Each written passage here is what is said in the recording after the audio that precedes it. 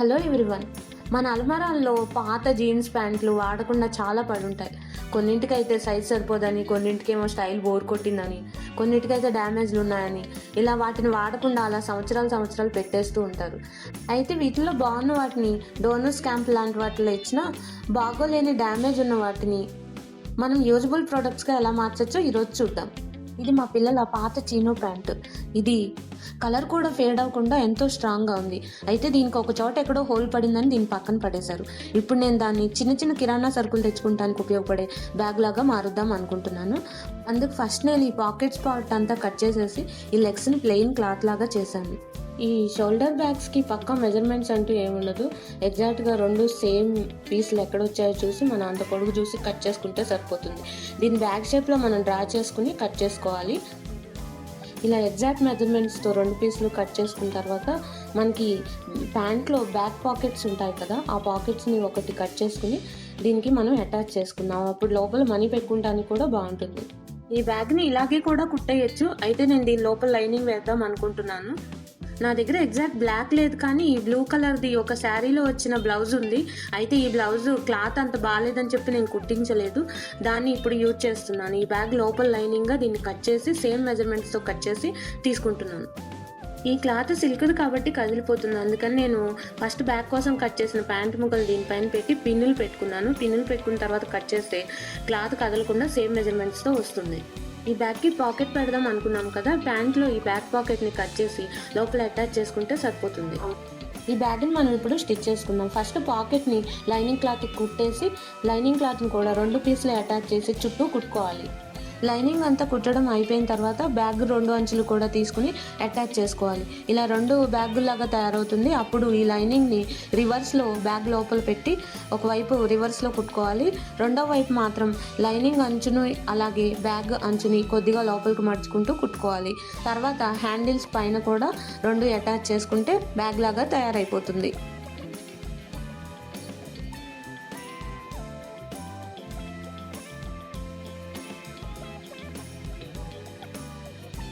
ఇప్పుడు నేను office chair cushion cover కుట్టబోతున్నాను. దీనికి కానీ నేను రెండు ప్యాంట్లు తీసుకున్నాను. రెండు ఆపోజిట్ కలర్స్, ఒకటి బ్లాక్ ఒకటి గ్రే కలర్ తీసుకుని దాన్ని కుట్టబోతున్నాను. ఇందులో ఈ రెండు ప్యాంట్లలో ఉపయోగపడే పార్ట్స్ అన్నీ తీసి నేను పీసులాగా కట్ చేసుకుంటున్నాను. చాలామంది ఇంట్లో టైలరింగ్ మిషన్ ఉంటే అడ్డుగా ఫీల్ అవుతూ ఉంటారు. అయితే అలాంటి వాళ్ళు ఇలాంటి పోర్టబుల్ మిషన్ తీసుకుంటే కనుక యూజ్ చేసుకున్నప్పుడు యూజ్ చేసుకోవచ్చు, లేనప్పుడు కబోర్డ్లో పెట్టేసుకుంటే సరిపోతుంది. కానీ ఇలాంటి మిషన్ ఉండటం వల్ల అడ్డు కన్నా ఉపయోగాలే ఎక్కువగా ఉంటాయి. ప్యాంట్ పీస్లో కొద్దిగా పెద్ద పీస్ మాత్రం దిండు పెట్టి దాని సైజు వరకు కట్ చేశాను. ఇది బ్యాక్ పార్ట్ కోసం ఉపయోగపడుతుందని చెప్పి కట్ చేశాను. అలాగే చుట్టూ కుట్టడానికి బ్లాక్ పీసులు యూజ్ అవుతాయని చెప్పి వాటిని కూడా కట్ చేశాను. ఇలాంటి వాడకంలో లేని ప్యాంట్లను తిరిగి యూజ్ చేసి కొత్తగా కనిపించేది ఏదైనా తయారు చేస్తే అదొక సాటిస్ఫాక్షన్ వస్తుంది. నేను మొన్న ఒక హ్యాండ్ క్రాఫ్ట్స్ ఎగ్జిబిషన్కి వెళ్ళాను కదా, అక్కడ వాళ్ళు ఓల్డ్ జీన్స్తో రకరకాల వస్తువులు తయారు చేసి పెట్టారు. అందులో hair bands, clips, hand bags, పర్సులు, డోర్ మ్యాట్స్, ఇలా చాలా వస్తువులు ఉన్నాయి. అక్కడ చూసిన తర్వాత నాకు ఈ ఐడియా వచ్చింది. చిన్నపిల్లలు లేరు కాబట్టి హెయిర్ క్లిప్స్ అలాంటివి తయారు చేయలేను, అందుకని నేను ఇవి తయారు చేద్దామని మొదలుపెట్టాను.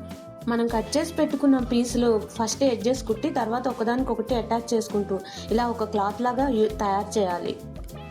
ఎగ్జాక్ట్గా ఇది పిల్లో కవర్కి మనం కట్ చేసుకుని పెట్టుకున్న పీస్ అంతా కట్ చేసి చుట్టూ మనం బ్లాక్ పీసులు కట్ చేసి పెట్టుకున్నాం కదా, వాటిని అటాచ్ చేయాలి.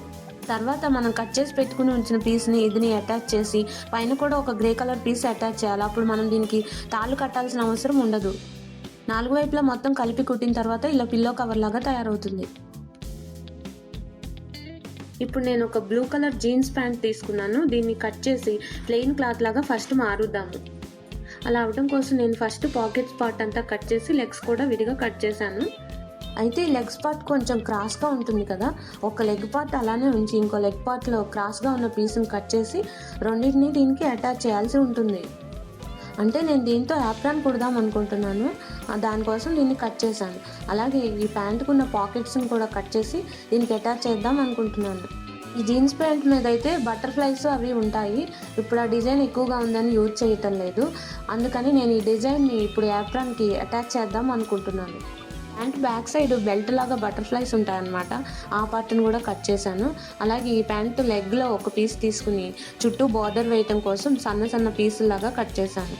ప్యాంట్లో ఉన్న ప్రతి ఒక్క డిజైన్ యూజ్ చేయాలని అనుకుంటున్నాను.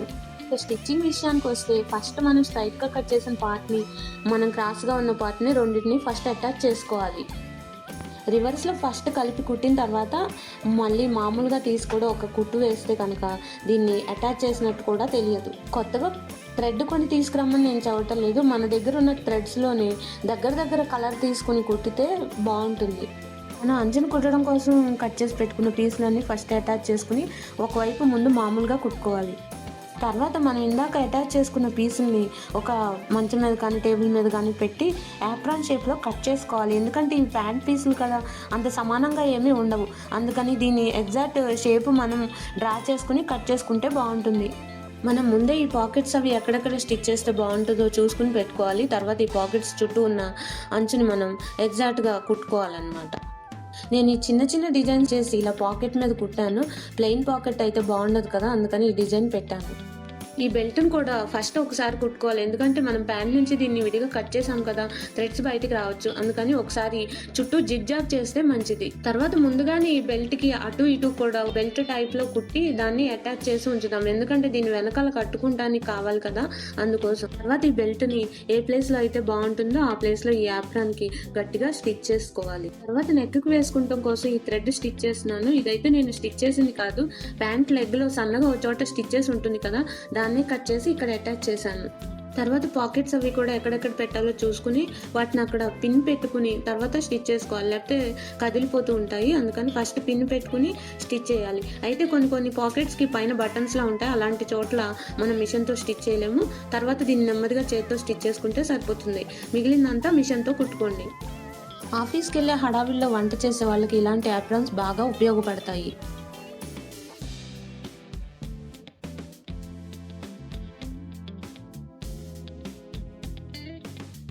దగ్గర ఈ క్రీమ్ కలర్ చీనోస్ ప్యాంట్ ఉంది, దీంతో ఇప్పుడు రన్నర్ తయారు చేద్దాం. అయితే దానికి గాను అలాగే పాకెట్స్ ఉన్న పార్ట్ కట్ చేసేసి లెగ్స్ సమానంగా కట్ చేసుకుని 4 పీసులలాగా కట్ చేసుకోవాలి. అయితే లెగ్స్ క్రాస్ ఉంటుంది కాబట్టి మనం స్కేల్ యూజ్ చేసి గీతలు కొట్టుకుని కట్ చేసుకుంటే సమానంగా వస్తాయి. ఒక పార్ట్ ఇలా స్కేల్ యూజ్ చేసి కట్ చేసుకున్న తర్వాత రెండో పార్ట్కి ఈ పార్ట్ని పిన్నులు అటాచ్ చేసి పెట్టుకుని కట్ చేసుకుంటే సరిపోతుంది. ఇలాగ మనకి 4 పీసులు రావాలి. అలాగే నా దగ్గర ఈ పాత శారీలోంచి అంచు తీసేసి ఒక గ్రీన్ కలర్ క్లాత్ ఒకటి తీసుకున్నాను, దీన్ని మధ్యలో అటాచ్ చేద్దామని తీసుకున్నాను అనమాట. ఇది మన బ్లాక్ కలర్ ప్యాంట్లో మిగిలిపోయిన ముక్కలను కూడా తీసుకుని దీన్ని అంచు కుట్టడం కోసం సన్న పీసులాగా కట్ చేశాను. ఈ క్రీమ్ కలర్ క్లాత్ని ఈ గ్రీన్ కలర్ అంచుకి అటు ఇటు అటాచ్ చేయాలి. అటాచ్ చేసిన తర్వాత మళ్ళీ స్ట్రైట్గా కూడా ఒక కుట్టు వేసుకుంటే మీకు చక్కగా అతికినట్టుగా వస్తుంది. నిలువుగా 2 సైడ్స్ కుట్టిన తర్వాత మిగిలిన 2 క్లాత్ని అడ్డంగా కూడా కుట్టేసి, అంటే 4 వైపులా వస్తుంది అన్నమాట. ఈ గ్రీన్ కలర్ క్లాత్కి 4 వైపులా క్రీమ్ కలర్ అంచు వస్తుంది. ఎడ్జెస్ని కవర్ చేయడం కోసం మనం ఇందాక బ్లాక్ కలర్ క్లాత్ కట్ చేసి పెట్టుకున్నాం కదా, దాన్ని ఒకదానికొకటి అటాచ్ చేసుకుని దీనికి చుట్టూ 4 వైపులా అటాచ్ చేసుకుని వెనక్కి తిప్పి మళ్ళీ కుట్టుకోవాలి. అప్పుడు దీనికి బోర్డర్ లాగా వస్తుంది. ప్యాంట్లు రెస్క్యూ చేయడానికి ఒక డిజైన్ అంటూ ఏముండదు, మన క్రియేటివిటీకి తగ్గట్టుగా దీన్ని ఎలా అయినా మార్చుకోవచ్చు. ఇలా ప్రతిదీ రీయూజ్ చేయటం వల్ల క్లాత్ వేస్టేజ్ అనేది తగ్గుతాయి. ఈ రన్నర్ని మనం మల్టీపర్పస్గా యూజ్ చేసుకోవచ్చు. టేబుల్స్ మీద వేసుకోవచ్చు, టీ టైం క్యాండిల్స్ పెట్టుకోవడానికి యూజ్ చేసుకోవచ్చు, అలాగే ల్యాప్టాప్స్ కింద కూడా పెట్టుకోవచ్చు. ఇంకా నేను ఒక సెల్ ఫోన్ పౌచ్ ఒకటి కుడదాం అనుకుంటున్నాను. దీనికోసం నేను రెక్టాంగిల్లో ఉన్న ఒక పీస్ని తీసుకున్నాను. నా దగ్గర ఒక పాకెట్ మిగిలిపోయింది, దాన్ని దీనికి అటాచ్ చేసి పైన అంచులు అయితే ఫస్ట్ కుట్టాను. తర్వాత దీనికి ఒక థ్రెడ్ని కూడా అటాచ్ చేసి మొత్తం ఫోల్డ్ చేసి కుట్టాను. నిజానికి పాత జీన్స్ రెస్క్యూ గార్మెంట్స్ అనేది ఒక చిన్న బిజినెస్. ఈ డిజైన్స్ ఎగ్జిబిషన్స్లో, ఆన్లైన్లో, సోషల్ మీడియాలో అన్నిటిలో మనకి కనపడుతూ ఉంటాయి. అంటే దీని ద్వారా కొంతమంది స్వయం ఉపాధి కూడా పొందుతున్నారని నాకు అర్థమైంది. మనం అంత కాకపోయినా కనీసం మన ఇంట్లో ఉన్న క్లాత్ వేస్టేజ్ని తగ్గిస్తే కనుక కొంతవరకు సమాజానికి మేలు చేసిన వాళ్ళం అవుతాము.